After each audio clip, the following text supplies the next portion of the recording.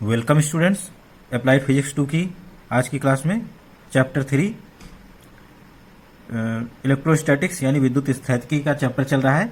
Chapter 3 आज इसमें topics जो पढ़ाए जाएंगे इस लेक्चर में, चार्जिंग ऑफ कैपेसिटर, संधारित्र का आवेशन, डिस्चार्जिंग ऑफ कैपेसिटर यानी संधारित्र का निरावेशन, चार्जिंग और डिस्चार्जिंग दोनों बताई जाएगी। साथ ही साथ एनर्जी स्टोर्ड इन कैपेसिटर यानी संधारित्र में, आवेशित संधारित्र में ऊर्जा, संचित ऊर्जा, इसके बारे में बताया जाएगा। And last topic dielectric breakdown यानी डाइलेक्ट्रिक का ब्रेकडाउन या भंजन, ये लास्ट टॉपिक पढ़ाया जाएगा। आइए स्टार्ट करते हैं ये लेक्चर। चार्जिंग ऑफ कैपेसिटर, संधारित्र का आवेशन। हम charging of capacitor through a register करते हैं। ये हमारा कैपेसिटर जिसकी कैपेसिटी सी है, कैपेसिटेंस सी है, इसको हम एक बैटरी के थ्रू जिसका ईएमएफ ई है, ये बैटरी है, बैटरी का ईएमएफ का मतलब इलेक्ट्रोमोटिव फोर्स से है, और ये विद्युत वाहक बल, इलेक्ट्रोमैग्नेटिक फोर्स, इलेक्ट्रोमोटिव फोर्स, विद्युत वाहक बल, ये मैक्सिमम पोटेंशियल होता है। तो ये बैटरी का जो टर्मिनल पोटेंशियल है वो ई है, और बैटरी जुड़ी है हमारी कैपेसिटर से, और थ्रू ए रजिस्टर आर, और हमारे कैपेसिटर की कैपेसिटी सी है, और फिर यहाँ 2 वे स्विच लगी हुई है। अगर पॉइंट 1 3 से जुड़ता है तो हमारा कैपेसिटर चार्ज होगा, अगर पॉइंट 1 2 से जुड़ता है तो बैटरी का कनेक्शन हट जाएगा और हमारा कैपेसिटर डिस्चार्ज होने लगेगा। तो पहले हम चार्जिंग का केस करेंगे। तो इसमें चार्जिंग में स्विच को हम स्विच के 1 को 3 से पॉइंट को कनेक्ट करेंगे ताकि हमारा कैपेसिटर चार्ज होना शुरू हो जाए। तो इसके लिए हम देखते हैं, a capacitor of capacitance C is connected to resistance R in series. A capacitor of capacitance C is connected to a resistance R in series with a battery of EMF E with a two-way switch S. These 4 elements are connected in circuit. Charging of capacitor begins when 1 is connected to 3 of switch. Charging of capacitor begins when 1 is connected to 3 यानी point 1 3 से connect होगा तभी हमारी charging start होगी। सी धारिता का एक संधारित्र आर प्रतिरोध के साथ, सी धारिता का एक संधारित्र आर प्रतिरोध के साथ श्रेणी क्रम में ईएमएफ ई की बैटरी के साथ, ईएमएफ ई की बैटरी के साथ द्विमार्गी स्विच 2 वे स्विच एस से जुड़ा है। जब स्विच एस के 1 और 3 पॉइंट्स आपस में जोड़ दिए जाते हैं तो संधारित्र का आवेशन यानी चार्जिंग शुरू हो जाती है। तो इस तरह से 1 को हम 3 से कनेक्ट करेंगे स्विच में, तो ये आपस हमारा कैपेसिटर यानी संधारित्र आवेशित होना शुरू हो जाएगा, चार्जिंग इसकी शुरू हो जाएगी। Initially when time t equal to 0 यानी initially when time 0 charge on capacitor is 0. Our capacitor is initially discharged completely. Q be the charge on capacitor. Q be the charge on capacitor and I be current in the circuit at any time t. At time t, charge will be Q and current in the circuit will be I. At time t, charge will be Q and I will be the current in the circuit. Then potential difference across capacitor. Then potential difference across capacitor. आरंभ में जब समय 0 है तो संधारित्र में आवेश 0 है। तो इस तरह से हम डिस्चार्ज कैपेसिटर पूरी तरह से जो डिस्चार्ज है उसको लिए हुए हैं, और फिर किसी टाइम t यानी किसी समय t पर संधारित्र पर आवेश q और परिपथ में धारा I है। तो इस तरह से जब हम 1 को 3 से कनेक्ट कर रहे हैं तो किसी टाइम t पर, किसी समय t पर संधारित्र पर आवेश Q हो गया है और परिपथ में धारा I हो गई। तो संधारित्र की प्लेटों के मध्य विभवांतर, संधारित्र की प्लेटों के मध्य विभवांतर ये फार्मूले से हम निकालेंगे, C equal to Q by V से, तो V equal to Q by C. Potential difference across resistance R, potential difference across resistance R यानी R प्रतिरोध के सिरों के विभवांतर कितना होगा, IR current into resistance. Since EMF of battery is EMF of battery, since E is EMF of battery, then यानी चूंकि बैटरी का EMF कैपिटल E है, तब हम इसको लिख पाएंगे किरचॉफ वोल्टेज लॉ से हम इसको सॉल्व कर सकते हैं, इसको लिख सकते हैं। तो कैपेसिटर के क्रॉस जो वोल्टेज है Q बाई सी है और रजिस्टर के क्रॉस, रेजिस्टेंस के cross voltage I into R है। इन दोनों का सम सेल के ईएमएफ या बैटरी के ईएमएफ E के बराबर होगा। Hence E equal to Q by C plus I R. अतः E equal to Q by C plus I R when capacitor gets fully charge. When capacitor gets fully charge Q0 is maximum charge on capacitor, current becomes zero. Current will be zero. When capacitor gets fully charged, our current will be zero. Hence, Q is equal to Q0 and I becomes zero. Putting this in equation 1, यानी जब संधारित्र पूर्ण आवेशित हो जाता है, पूरी तरह से चार्ज हो जाता है Q0, तो धारा शून्य हो जाती है। इस कंडीशन को इस्तेमाल करेंगे Q equal to Q0 and I equal to 0। इसको समीकरण 1 में रखेंगे तो हमारा इक्वेशन मिलेगा E equal to Q0 by C plus I की वैल्यू 0 हो गई, तो 0 इंटू आर, और Q की वैल्यू हमने Q0 रख दी है। तो इस तरह से Q0 बाई सी ये EMF आ गया। तो EMF की ये value Q0 by C equation 1 में पुट करने पर Q0 upon C equal to Q upon C plus I R. तो Q0 upon C equal to Q upon C plus I R. अब हम Q को एक साथ ले आते हैं, Q0 माइनस Q लेफ्ट में हो गया, अपान C equal to I R, ये हमारा राइट साइड में हो गया। और फिर I की वैल्यू हम रखते हैं dQ बाई dt। तो I होता है dQ बाई dt, यानी rate of increase of charge with time. Rate of increase of charge ये I है, करंट है। तो I की वैल्यू रखेंगे dQ बाई dt। तो यहां पर I की वैल्यू रख दिया हमने dQ बाई dt, और फिर dQ वाले टर्म एक तरफ कर लिए। तो इस तरह से Q वाला टर्म राइट साइड ले जाएंगे, तो dQ upon Q0 minus Q, और T वाले टर्म लेफ्ट साइड ले जाएंगे, तो dt ऊपर चला गया और फिर RC नीचे आ गया। तो dt upon RC equal to dQ upon Q0 minus Q। On integrating with we get, यानी समाकलन करेंगे हम, इस इक्वेशन को इंटीग्रेट करेंगे तो हमें मिलेगा, लेफ्ट साइड को इंटीग्रेट किया T अपान आर सी, और राइट साइड को इंटीग्रेट करेंगे तो ये लॉग में मिलेगा। तो चूंकि 1 अपान Q वाला फंक्शन है तो ये लॉग मिलेगा, नेचुरल लॉग ln, जिसको लॉग E या ln दोनों लिखा जाता है, तो कोई भी लिख देंगे। हम यहाँ ln यूज कर रहे हैं। ln Q0 माइनस Q ये आ गया, और जब माइनस Q का हम इंटीग्रेशन करेंगे तो ये माइनस साइन एक एडिशनल आ गया। तो इस तरह से minus ln Q0 minus Q और प्लस I, इंटीग्रेशन कांस्टेंट भी इसके साथ आता है, प्लस I हम लिख लेंगे इंटीग्रेशन कांस्टेंट। ये इक्वेशन 2 हो गया, where I is integration constant and can be obtained by initial conditions. जहां I समाकलन नियतांक है और प्रारंभिक दशाओं से के आधार पर I की वैल्यू ज्ञात की जा सकती है। तो प्रारंभिक दशाएं क्या है? When time equal to 0, when t equal to 0, Q equal to 0, यानी कैपेसिटर फुल्ली डिस्चार्ज है। तो हम इक्वेशन 2 में ये वैल्यू रखेंगे, t की वैल्यू 0 रखेंगे, तो राइट साइड वाला लेफ्ट साइड में 0 हो गया, t अपान 0 अपान आर सी, और minus equal to minus ln Q0 minus 0, क्योंकि चार्ज की वैल्यू Q की वैल्यू 0 है। तो इस तरह से minus ln Q0 minus 0 plus I, तो I की वैल्यू हो गई ln Q0, या इसको लॉग बेस E Q0 लिखना चाहें तो ये भी लिख सकते हैं। दोनों चीजें करेक्ट है, दोनों चीजें ये कहीं है। I की ये वैल्यू ln Q0 इक्वेशन 2 में रखेंगे, putting I value of I in equation 2, equation 2 में या समीकरण 2 में I की वैल्यू रखने पर T upon R C equal to minus ln Q0 minus Q plus ln Q0।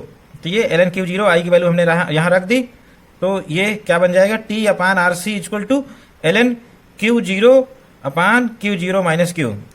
तो Q0 ये पॉजिटिव में है, तो log m minus log n इस फॉर्म में ये कन्वर्ट हो जाएगा ln Q0 upon Q0 minus Q। तो ये आ गया। फिर हम इसका एक्सपोनेंशियल ले लेंगे, तो इधर ये ln खत्म हो जाएगा, इधर एक्सपोनेंशियल आ जाएगा, Q0 minus Q0 upon Q0 minus Q equal to e to the power t upon R C. अब हम इसको रिवर्स कर देंगे, तो इसको रिवर्स करेंगे तो Q zero upon Q Q zero minus Q upon Q zero, Q zero minus Q upon Q zero equal to ये माइनस में आ जाएगा e to the power minus T upon R C. तो ये आ गया Q zero minus Q upon Q zero equal to e to the power minus T upon R C. और फिर क्यू जीरो को राइट साइड ले गए, Q zero minus Q equal to Q zero e to the power minus T upon R C. और फिर हम इसको Q को राइट साइड ले जाएं और क्यू ये पूरा टर्म लेफ्ट साइड ले जाएं तो इसमें से क्यू जीरो कॉमन हो गया। तो इस तरह से Q equal to Q zero bracket में 1 minus e to the power minus T upon R C, ये इक्वेशन आ गया। ये हमारी चार्जिंग इक्वेशन है, इसमें एक रिप्लेसमेंट करेंगे। Since R C has dimension of time, since R C has dimension of time then R C equal to tau equal to time constant, यानी आरसी समय की बीमा है, आरसी समय की बीमा रखता है। तो आरसी की बीमा और समय की बीमा सेम है, यानी आरसी समय की बीमा रखता है। अतः आरसी इक्वल टू टॉ, अतः आरसी इक्वल टू टॉ, या टॉ क्या है, समय नियतांक या कालांक है। तो समय नियतांक है, इसकी वैल्यू आरसी की वैल्यू हम टॉ रख देंगे। Q equal to Q zero 1 minus exponential minus t upon tau, ये इक्वेशन आ गया हमारा। This is charging equation of capacitor, यह संधारित्र के आवेशन का समीकरण है। ये चार्जिंग का इक्वेशन है और इसमें क्यू जीरो क्या है, EC maximum charge and tau equal to RC time constant. अब हम टाइम को टॉ के बराबर रख देंगे। When T equal to tau, when time equal to tau we get Q equal to Q zero, और यहां पर हम टी की वैल्यू टॉ रखेंगे 1 minus e to the power minus tau upon tau. तो ये टॉ से टॉ कट गया, ई की पावर माइनस 1 हो गया। तो Q zero 1 minus 1 upon e, और ई की वैल्यू 2.71 ये रखेंगे। तो Q equal to 0.632 Q zero आ गया। तो हमारा जो चार्ज है टॉ टाइम में 63.2% कैपेसिटर चार्ज हो जाता है, यानी टॉ ऐसा टाइम है जिसमें कैपेसिटर पर अपने मैक्सिमम चार्ज का 0.632 गुना हो जाता है। दस time constant of RC circuit, thus time constant of RC circuit is time in which charge on capacitor grows, in which time in which charge on capacitor grows from 0 to 0.632 or 63.2% of its maximum value। अतः RC परिपथ का समय नियतांक, RC परिपथ का समय नियतांक टॉ equal to RC वह समय है, टॉ वह समय है जिसमें संधारित्र अधिकतम आवेश का 63.2% चार्ज हो जाता है या आवेश आ जाता है संधारित्र पर। तो 63.2% जितने टाइम में हमारा कैपेसिटर चार्ज होता है वो टाइम कांस्टेंट आरसी कहलाता है।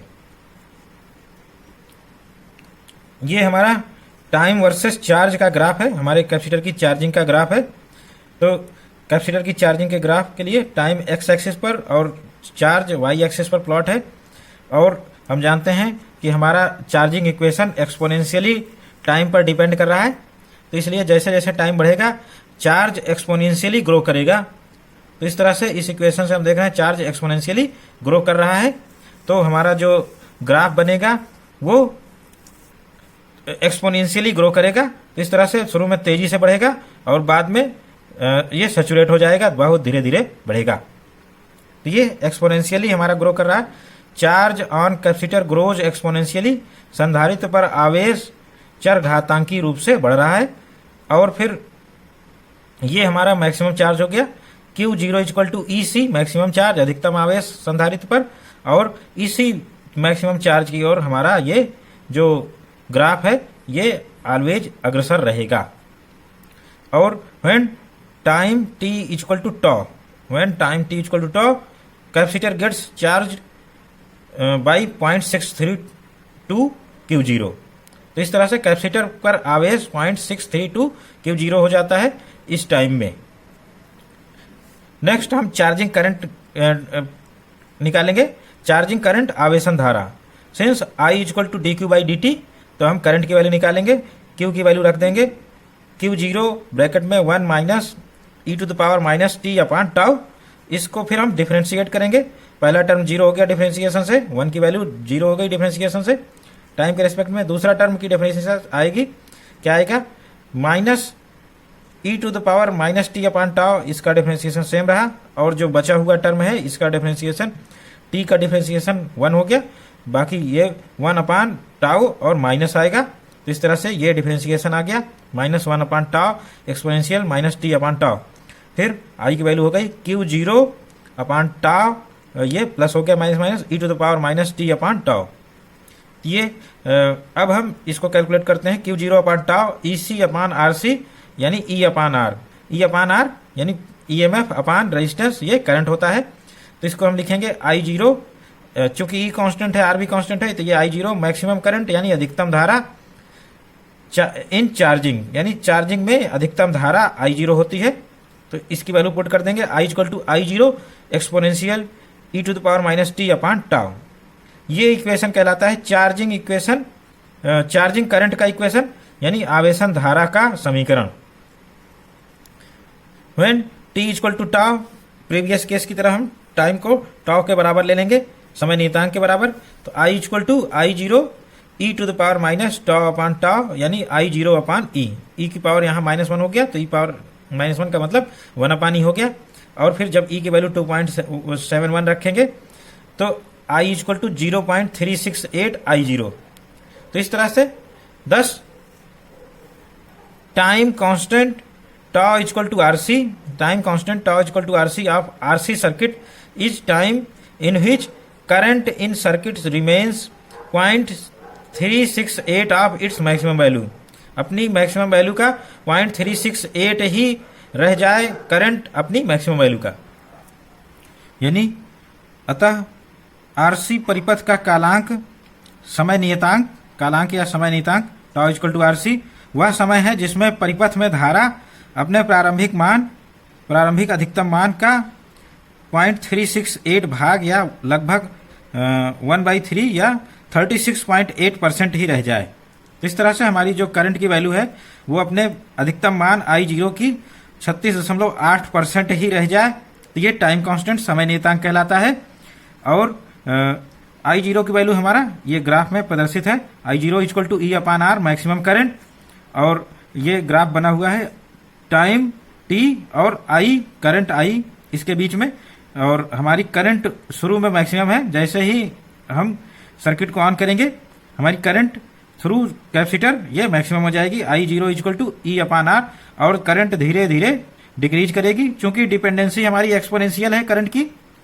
I equal to I0 e to the power minus, I equal to I0 e to the power minus T upon tau, यानी एक्सपोनेंशियल डिपेंडेंसी है, चरघातांक की डिपेंडेंसी। तो इसलिए जो हमारा ग्राफ बनेगा वो भी एक्सपोनेंशियल बनेगा। तो एक्सपोनेंशियल डिके इसका बहुत तेजी से होगा और बाद में ये बहुत धीरे धीरे डिक्रीज करेगा और ये लगभग 0 होता हुआ दिखाई देगा हमारा करंट। तो इस तरह से ये charging current decays exponentially with time, यानी आवेशन धारा का समय के साथ चरघातांकी रूप से क्षय होता है या घटती है। तो कैपेसिटर के चार्जिंग में हमारी करंट मैक्सिमम रहती है शुरू में, और धीरे धीरे जैसे जैसे कैपेसिटर चार्ज होता रहता है इसकी वैल्यू लगातार घटती रहती है एक्सपोनेंशियली, और अंत में इसकी वैल्यू लगभग 0 हो जाती है। नेक्स्ट केस हम करेंगे डिस्चार्जिंग ऑफ कैपेसिटर, संधारित्र का निरावेशन। डिस्चार्जिंग ऑफ कैपेसिटर, संधारित्र का निरावेशन। डिस्चार्जिंग ऑफ कैपेसिटर के लिए हम अपने सर्किट में स्विच को 1 को 2 से जोड़ेंगे। जब हमारा कैपेसिटर फुल्ली चार्ज हो जाएगा तब हम इसको 1 से 2 में जोड़ेंगे, तो कैपेसिटर हमारा डिस्चार्ज होना शुरू हो जाएगा थ्रू रजिस्टर। और कैपेसिटर के cross voltage Q/C at any time, और रजिस्टर के क्रॉस यानी रेजिस्टेंस के cross voltage IR at any time t। Now capacitor C is charge completely by battery EMF E through resistance R. Capacitor C is fully charged through a battery of EMF E and through a resistor R. So at time t equal to 0 capacitor charge to its maximum value Q0. At time t equal to 0, charge on capacitor is Q0, that is maximum charge on capacitor. Capacitor is fully charged.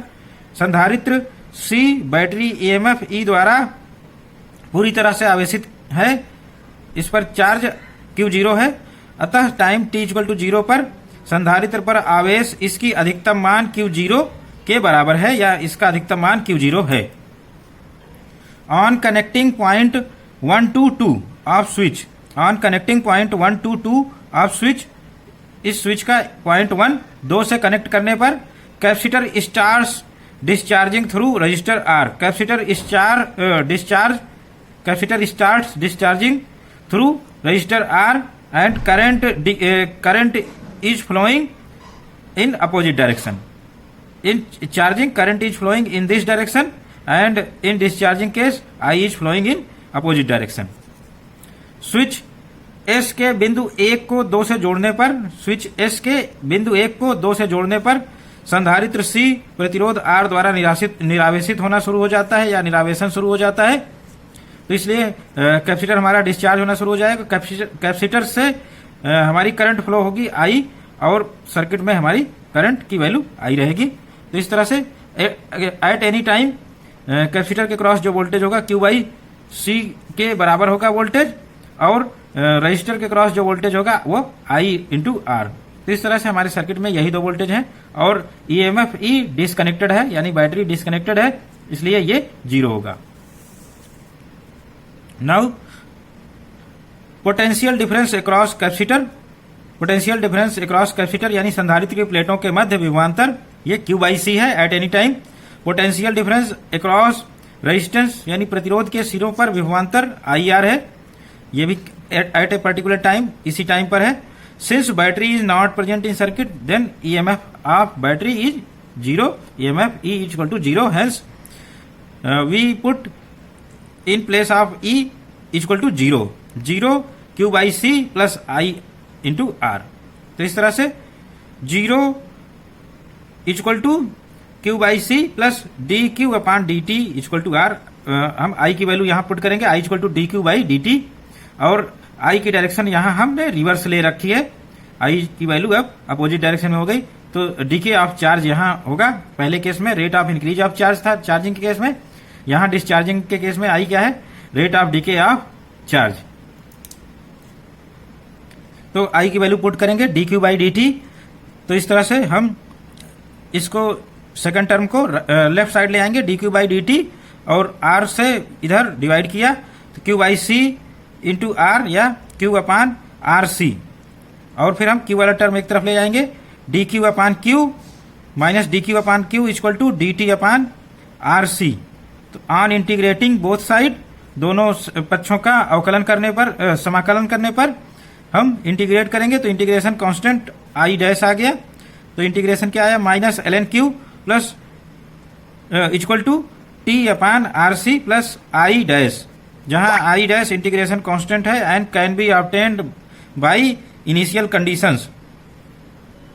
तो इस तरह से जहां I समाकलन I dash समाकलन नियतांक है और प्रारंभिक दशाओं के आधार पर I का मान ज्ञात किया जाता है. तो इनिशियल कंडीशंस हमारी क्या क्या है, if time equal to 0 charge on capacitor is maximum, Q equal to Q0. Hence, putting this initial condition in equation 1, we get minus ln Q equal to Q0. तो हम minus ln Q0 time t equal to 0, तो equal to 0 upon RC plus I dash. तो hence I dash equal to minus ln Q0, and putting this ln Q0 in equation 1. Equation 1 में I dash की value रखने पर तो minus ln Q equal to T upon RC minus ln Q0. तो हम इसको left side ले जाएंगे, तो ln Q0 minus ln Q equal to T upon RC. तो हम log M minus log N के फार्मूले से इसको सॉल्व कर लेंगे, ln Q0 upon Q equal to T upon RC, और फिर हम एक्सपोनेंशियल लेंगे. एक्सपोनेंशियल लेने पर हमारा Q0 upon Q equal to e to the power T upon RC, और हम इसको Q के लिए सॉल्व करेंगे. On solving for Q, Q equal to Q zero e to the power minus T upon R C, ये equation 2 हो गया। This is called discharging of capacitor, this is called discharging equation of capacitor. यह संधारित्र के निरावेशन समीकरण है, संधारित्र के निरावेशन का समीकरण है, discharging equation of capacitor. Now we take RC, RC has dimension of time, यानी आरसी समय की विमा रखता है, इसलिए हम आरसी को टाउ ले लेंगे, टाइम कांस्टेंट कहते हैं इसको, क्योंकि आरसी की वैल्यू कांस्टेंट है, आर की वैल्यू कांस्टेंट है, सी की वैल्यू कांस्टेंट है, तो इसलिए ये टाइम कांस्टेंट कहलाता है।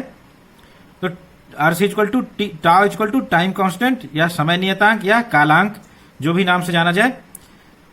Q equal to Q zero e to the power minus T upon tau, RC की वैल्यू हम टाउ रख दिए। अब हम ये हमारा फाइनल इक्वेशन आ गया, Q equal to Q zero minus T upon tau, ये हमारा डिस्चार्जिंग इक्वेशन आ गया in terms of charge when T equal to tau, when time tau के बराबर है। तो हमारा क्यू क्या होगा, Q equal to e to the power minus tau upon tau, तो क्यू जीरो अपान ई, और फिर इसको सॉल्व करेंगे तो ये आ गया 0.368 क्यू जीरो, यानी 36.8% ऑफ क्यू जीरो। दस time constant of RC circuit, thus time constant of RC circuit is time during charge on capacitor, is time during charge on capacitor decay from maximum value Q0 to 0.368 of its maximum value, यानी 0.368 Q0। अतः circuit RC यानी परिपथ RC में कालांक या समय नियतांक RC या tau वह समय नियतांक समय है जिसमें निरावेशित होते हुए संधारित्र पर आवेश, शेष आवेश अपने अधिकतम आवेश Q0 का 36.8% ही रह जाता है, यानी टोटल चार्ज का 36.8% ही रह जाए जितने टाइम में, वह टाइम हमारा टाइम कांस्टेंट या समय नियतांक कहलाता है। फिर हम ग्राफ बनाएंगे, ये ग्राफ बनेगा टाइम वर्सेस चार्ज, यानी आवेश और टाइम के बीच में हमारा ग्राफ बनेगा। ये ग्राफ एक्सपोनेंशियल डीके करेगा, क्योंकि शुरू में कैपेसिटर पर जो चार्ज है डिस्चार्जिंग के केस में वो मैक्सिमम है, Q0 इक्वल टू EC अपने मैक्सिमम वैल्यू पर, यानी कैपेसिटर फुल्ली चार्ज है। और जैसे ही हम सर्किट में 1 और 2 पॉइंट्स को कनेक्ट करेंगे हमारा कैपेसिटर डिस्चार्ज होना शुरू हो जाएगा। और ये जो ग्राफ बनेगा, क्योंकि डिपेंडेंसी एक्सपोनेंशियल है, यानी चरघातांकीय डिपेंडेंसी है, discharging DK of charge is exponentially, यानी निरावेशन में आवेश का क्षय या घटना चरघातांकी रूप से होता है। तो हमारा जो एक्सपोनेंशियली डीके है वो एक्सपोनेंशियली शुरू में वो तेजी से घटता है, फिर बाद में धीरे धीरे घटने लगता है और लगभग सैचुरेट हो जाता है। तो इस तरह से ये ग्राफ बन गया। तो शुरू में मैक्सिमम चार्ज और फिर चार्ज धीरे धीरे एक्सपोनेंशियली घट रहा है तेजी से, और बाद में ये धीरे धीरे घटना शुरू हो जाता है। When tau equal to RC, time T equal to RC, actual में यहाँ time T equal to RC होना चाहिए। तो ये 0.368 Q0 हमारा चार्ज रह जाता है, यानी बाकी चार्ज डिस्चार्ज हो गया है। कैपेसिटर इतना डिस्चार्ज हो गया है और उस पर 36.8% ही चार्ज बचा हुआ है। इसको हम समय नियतांक या टाइम कांस्टेंट कहते हैं। नेक्स्ट कैलकुलेशन इसमें करेंगे डिस्चार्जिंग करंट, निरावेशन धारा। तो डिस्चार्जिंग करंट के लिए हम डिस्चार्जिंग करंट यानी हमारी I equal to dq by dt, बस हम Q की वैल्यू रखेंगे Q0 exponential minus T upon tau, और इसको डिफ्रेंशिएट कर देंगे। जब डिफ्रेंशिएट करेंगे तो Q0 और exponential minus T upon tau को डिफ्रेंशिएट करेंगे तो ये वही आएगा, और साथ ही साथ इसमें माइनस टी अपान टाउ इसका डिफ्रेंशिएशन होगा और ये -1 अपान टाउ आ जाएगा। तो हम Q0 अपान टाउ को रखेंगे EC अपान RC, और ये माइनस साइन बाहर रहेगा तो CC कट जाएगा। तो EC अपान R ये हमारा मैक्सिमम करंट है I0, तो EC upon I maximum current है I0, तो I equal to minus I0 exponential e to the power minus T upon tau. तो I equal to minus I0 e to the power minus T upon tau, इसमें I0 maximum current या अधिकतम धारा है। ये हमारा जो इक्वेशन आ गया ये डिस्चार्जिंग करंट का इक्वेशन आ गया, यानी निरावेशन धारा का समीकरण। ये हमारा इक्वेशन जो आ गया वो डिस्चार्जिंग करंट यानी निरावेशन धारा का समीकरण आ गया। और if t equal to tau यानी समय टाउ के बराबर है तो I equal to minus I zero e to the power minus tau upon tau, tau से टाउ कट जाएगा और ये आ जाएगा I equal to minus 0.368 I zero. I zero की आई की वैल्यू माइनस 0.368 आई जीरो। चूंकि आई हमारा निगेटिव है तो हम इसको नीचे की ओर बनाएंगे। ये हमारा फोर्थ क्वाड्रेंट में जाएगा।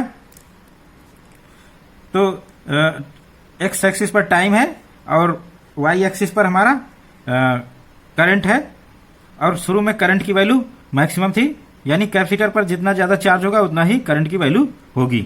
तो इस तरह से हमारी करंट शुरू में maximum E zero equal to e upon R. जैसे ही हमने कनेक्ट किया 1 को 2 में पॉइंट को, तो हमारा करंट मैक्सिमम हो गया और करंट धीरे धीरे डिक्रीज करता है।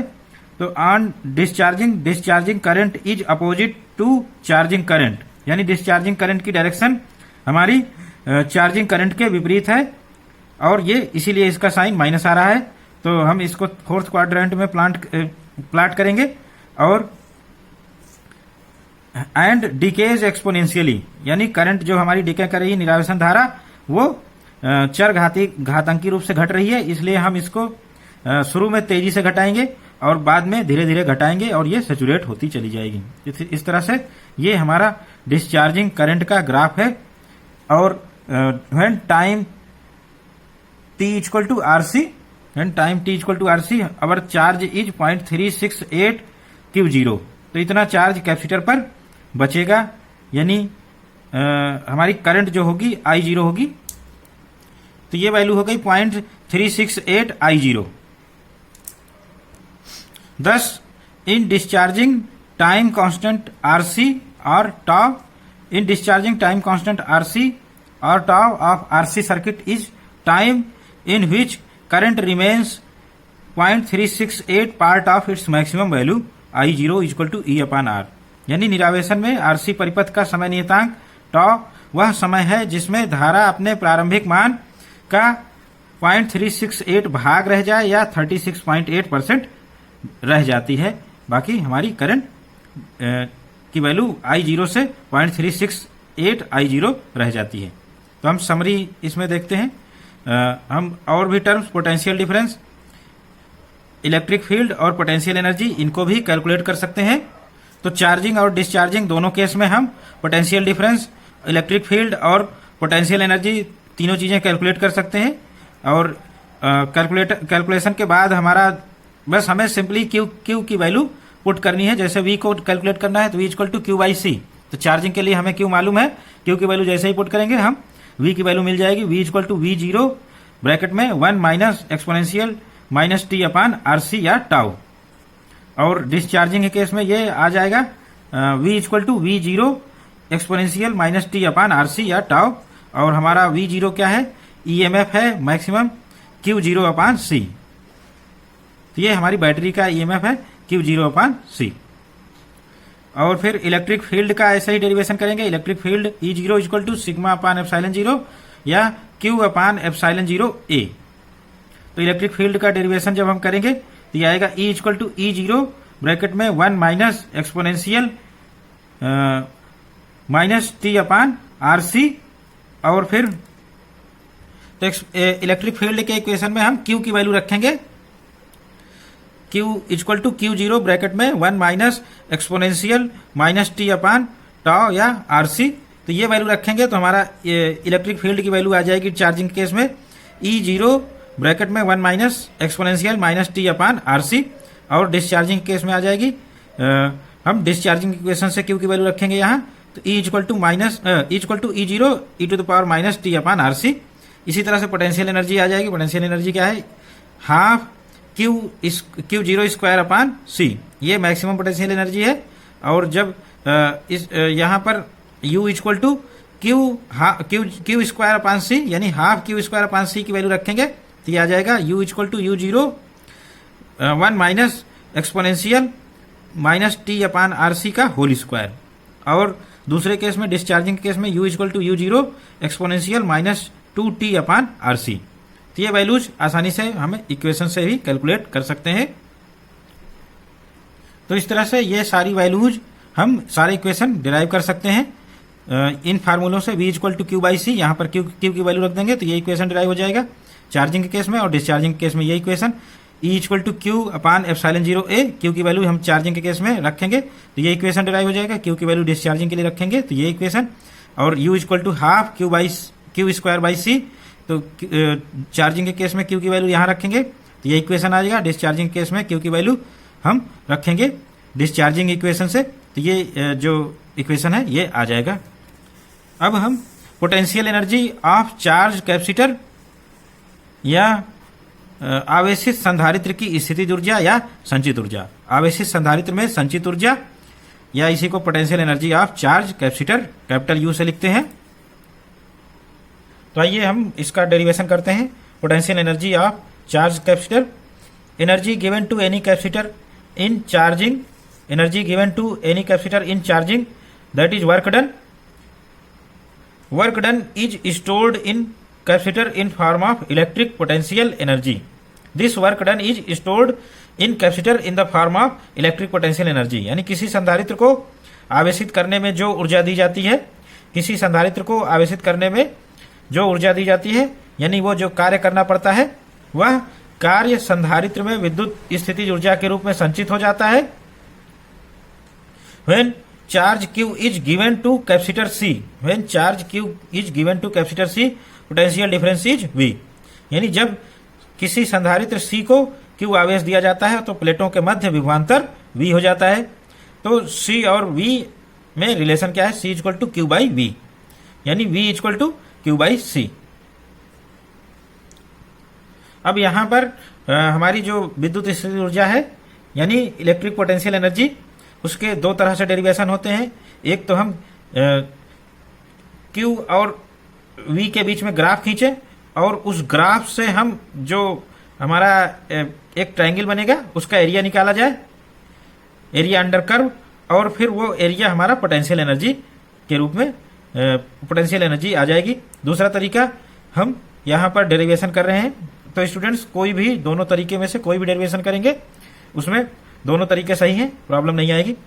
If d Q amount of more charge is given to C, if d Q amount of more charge is given to C our capacitor, then work done, यानी संधारित्र C को डी क्यू और charge दे दिया जाए, यानी Q charge उसके पास पहले से था कैपेसिटर के पास, और फिर डी क्यू और चार्ज देने पर इसमें किया गया कार्य, डी क्यू चार्ज देने पर किया गया कार्य कितना होगा, d W equal to V into d Q, V potential difference है और डी क्यू चार्ज हमने दिया है, तो d W equal to V into d Q, यानी वी की वैल्यू रखेंगे Q by C d Q.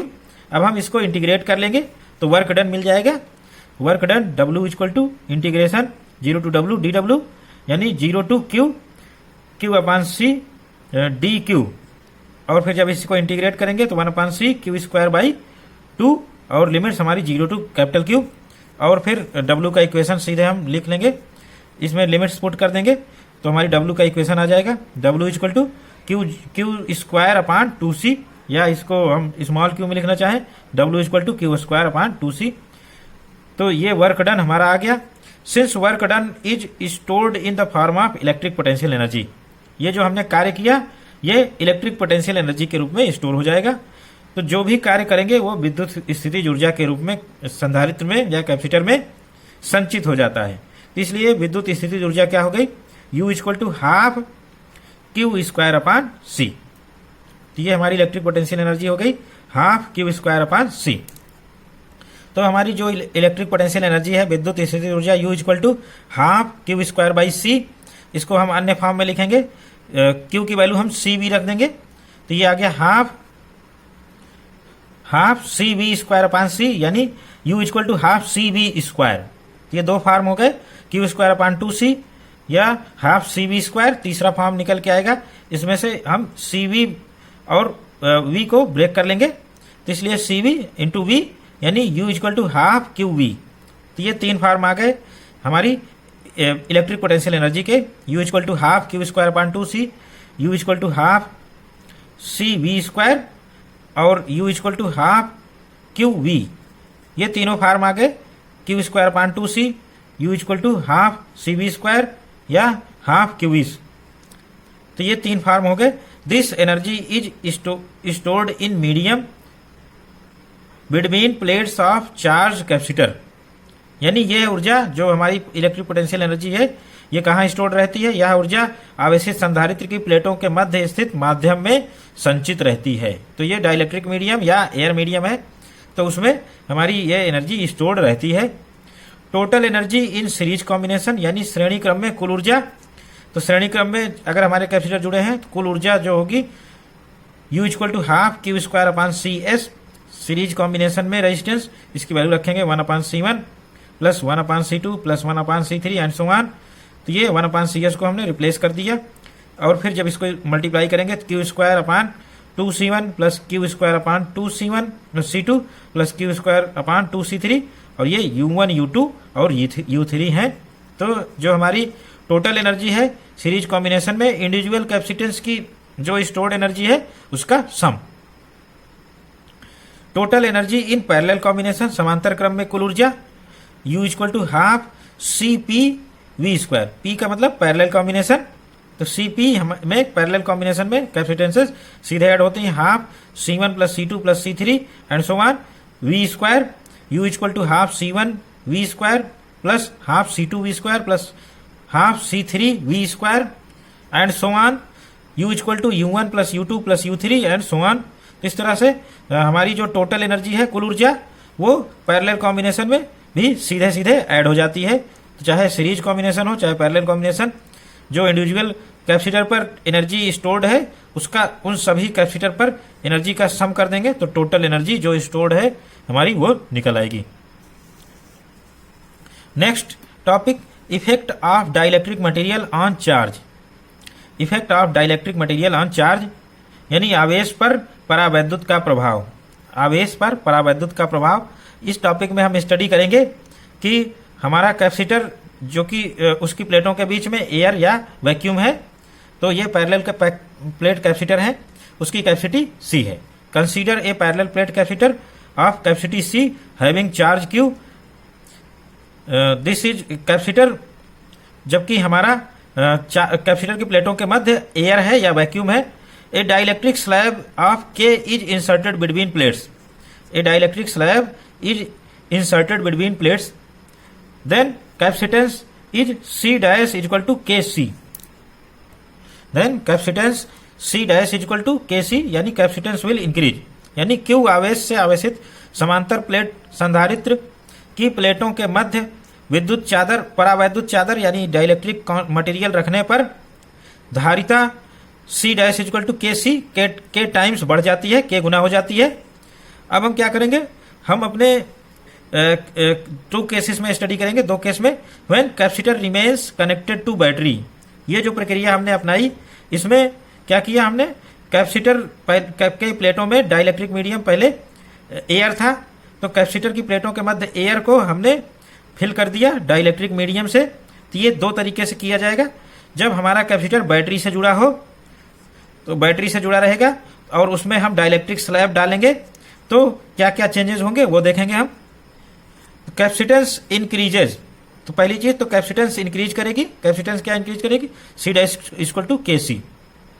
तो जैसे ही हम डाइलेक्ट्रिक स्लैब डालेंगे तो हमारा कैपेसिटर का इंक्रीज कर जाएगा। पोटेंशियल डिफरेंस रिमेन्स सेम, यानी विभवांतर वही रहेगा। क्योंकि ये बैटरी से कनेक्टेड है तो पोटेंशियल डिफरेंस वही रहना है, जो बैटरी का पोटेंशियल है वही हमारे कैपेसिटर के क्रॉस पोटेंशियल आ जाएगा उसी के अकॉर्डिंग। नेक्स्ट, चार्ज या आवेश। नेक्स्ट थिंग कैलकुलेट करेंगे, चार्ज या आवेश Q' after inserting dielectric material, यानी डाइलेक्ट्रिक स्लैब को इंसर्ट करने के बाद Q' उसमें चार्ज हो जाएगा। Q' = C' × V। तो C' की वैल्यू रखेंगे Kc × V, यानी KQ। इस तरह से हमारा चार्ज K गुना बढ़ जाएगा, कैपेसिटर पर जो आवेश है वो K गुना बढ़ जाएगा। पोटेंशियल एनर्जी, स्थितिज ऊर्जा U' = हाफ Q'(V)। इसमें Q' की वैल्यू रखेंगे यहाँ से KQ, और ये QV हाफ QV क्या है, U। इस तरह से KU, U' = KU, यानी K गुना इसकी पोटेंशियल एनर्जी यानी विद्युत ऊर्जा बढ़ गई। इलेक्ट्रिक फील्ड यानी विद्युत क्षेत्र का मान घटता है, कैसे घटेगा, E' = सिग्मा अपान एप्सिलॉन 0 के। और हम जानते हैं जब डाइलेक्ट्रिक मटेरियल नहीं रहता है तो इलेक्ट्रिक फील्ड कितना होता है, सिग्मा अपान एप्सिलॉन 0। तो इसको ई अपान के लिखेंगे, तो ई dash equal to e upon K, यानी प्लेटों के मध्य जो विद्युत क्षेत्र है वो के गुना घट गया। तो ये हम जानते ही हैं कि डाइलेक्ट्रिक मटेरियल हम अगर प्लेटों के मध्य रखेंगे तो विद्युत क्षेत्र या इलेक्ट्रिक फील्ड के गुना घट जाएगा। अब हम सेकंड केस की स्टडी करते हैं। When battery has been separated from capacitor, यानी संधारित्र से बैटरी हटा ली जाए, यानी कैपेसिटर को हम चार्ज कर दें, इस पर चार्ज क्यू आ जाए तो बैटरी हटा लें और फिर इसमें हम डाइलेक्ट्रिक भरें या परावैद्युत, जिसका डाइलेक्ट्रिक कांस्टेंट के है, परावैद्युतांक के है, और उस मटेरियल डाइलेक्ट्रिक मटेरियल को कैपेसिटर की समांतर प्लेट संधारित्र की प्लेटों के मध्य भरा जाए। तो क्या क्या चेंजेस होंगे? पहली चीज, कैपेसिटेंस इंक्रीजेस। कैसे इंक्रीज करेगी? सी डैश इक्वल टू के सी। दोनों केसेस में हमारी कैपेसिटेंस यानी धारिता बढ़ रही है।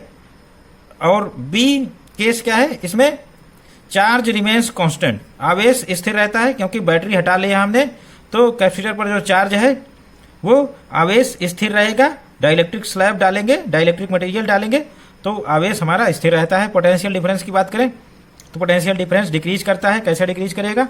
We dash equal to Q upon C dash.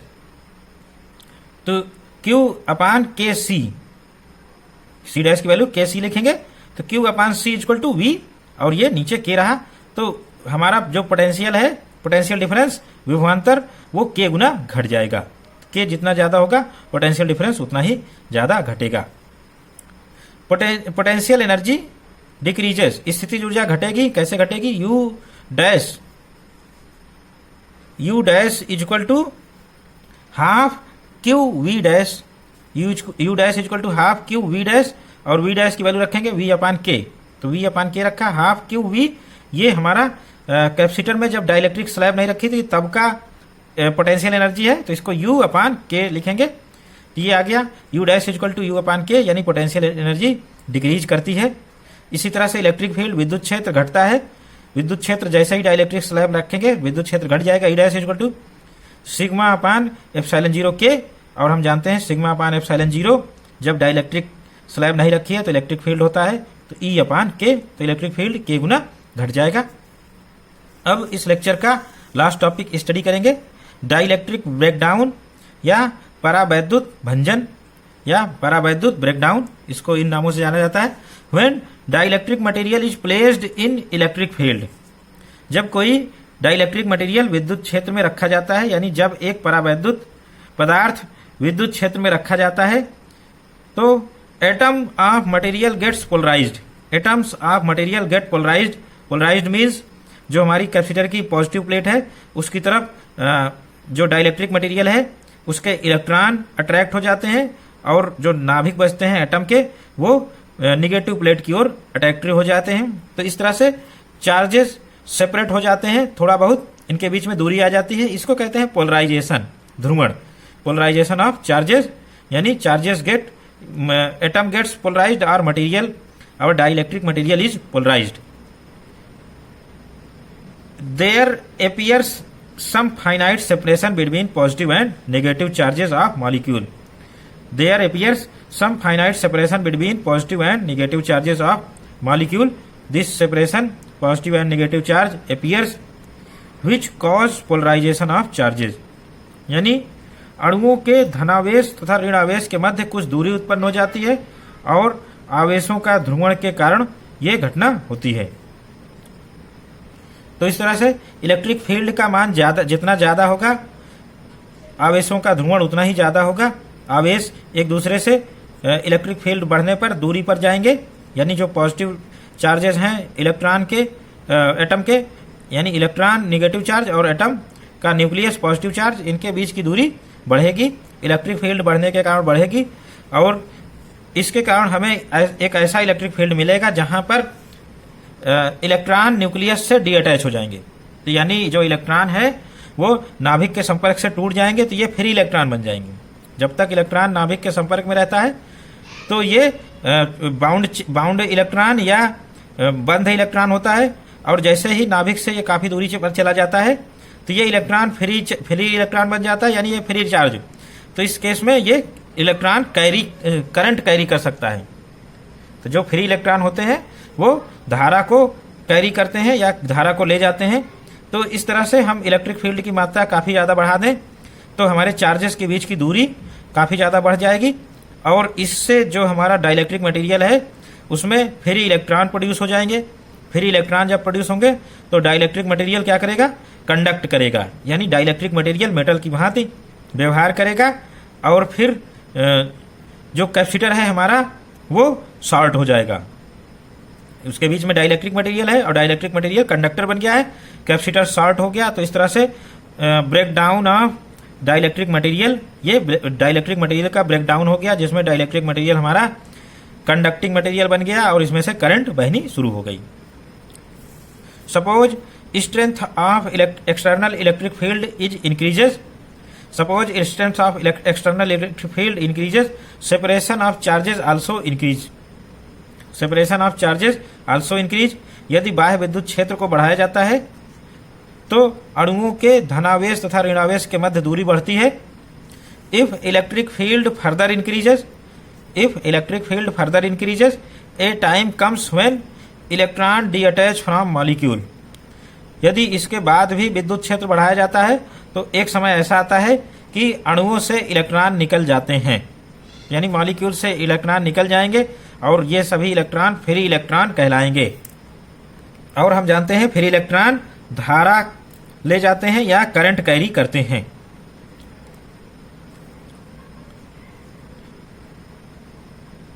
Thus, dielectric material behaves like conducting material or current starts flowing through dielectric material। यानी परावैद्युत में धारा बहने लगती है, इस कारण से इलेक्ट्रॉन निकल जाएंगे, फ्री हो जाएंगे, तो परावैद्युत में धारा बहने लगेगी, अर्थात परावैद्युत पदार्थ सुचालक पदार्थ की भांति व्यवहार करने लगा। तो परावैद्युत जब सुचालक बन जाता है इसी को कहते हैं डाइलेक्ट्रिक ब्रेकडाउन, और उसमें से करंट बहनी शुरू हो जाती है। ये हाई इलेक्ट्रिक फील्ड के केस में होता है। When current starts flowing through dielectric, when current starts flowing through dielectric, this is called dielectric breakdown. जब परावैद्युत में से धारा बहने लगती है तो इसे परावैद्युत भंजन या breakdown of dielectric, dielectric breakdown इत्यादि नामों से जाना जाता है। तो परावैद्युत भंजन या डाइलेक्ट्रिक ब्रेकडाउन कहते हैं। वोल्टेज और electric field at which, voltage और electric field at which sudden passage of current through insulator और dielectric occur, sudden passage of current through insulator और dielectric occur is called breakdown voltage और breakdown electric field. यानी हमारा voltage या electric field breakdown voltage या voltage breakdown electric field तब कहलाएगा जिस पर अचानक से परावैद्युत माध्यम में धारा बहने लगती है, परावैद्युत पदार्थ में धारा बहने लगेगी। तो इस जो हमारा वोल्टेज है उसको ब्रेकडाउन वोल्टेज या इलेक्ट्रिक फील्ड है, इसको ब्रेकडाउन इलेक्ट्रिक फील्ड कहते हैं। तो ऐसी वोल्टेज या इलेक्ट्रिक फील्ड हम लगा दें जिससे हमारे जो परावैद्युत माध्यम है इसमें धारा बहने लगे या ये सुचालक बन जाए, तो इस वोल्टेज को ब्रेकडाउन वोल्टेज या इस फील्ड को, इलेक्ट्रिक फील्ड को ब्रेकडाउन इलेक्ट्रिक फील्ड कहते हैं।